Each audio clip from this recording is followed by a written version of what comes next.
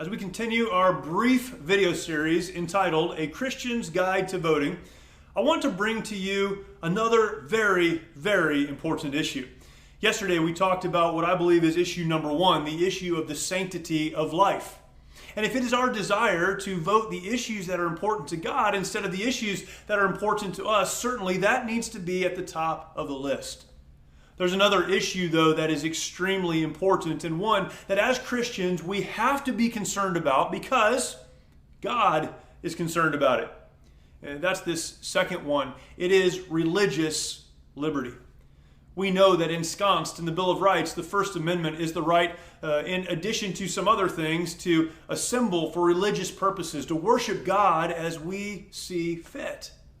As Americans, we can look back on our history and the founding of our nation all the way back to the beginning and understand that the first settlers that came to the United States came for the purpose of religious liberty. They were being oppressed and they wanted to worship God as they saw fit. There is nothing more American than worshiping God, and nothing more American than worshiping God out of the expression of your heart. Now, we don't all agree on the same things religiously. We don't all agree even necessarily on what worship to God looks like, but we should all agree that an issue that is very important to God is the issue of worship to Him. In fact, the Bible tells us we were created to worship Him. As Christians, we not only have the God-given right, but the God-given responsibility to worship Him. And yet we're living in a day and age where many politicians and others are pushing to remove religious liberty because they say that religious liberty infringes, takes away the rights of others to do other things.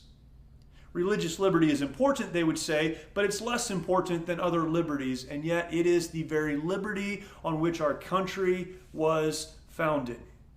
As you look at the political landscape and you ask the question, who should I vote for, or who are the various people that I should vote for, what are the issues that I should be concerned about? Be concerned about the issues that are important to God.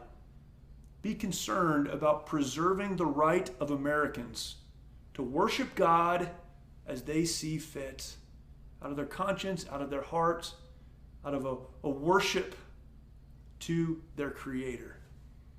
As we approach the election, please don't vote the issues that are important to you. Vote the issues that are important to God. I hope that what's important to you and what's important to God will align, but where there is confusion or lack of clarity, think biblically. Not emotionally, certainly not culturally, not politically, but biblically. What is it that God would have me to do? I believe that God would have us as Christians to do all we can to preserve the right to worship Him.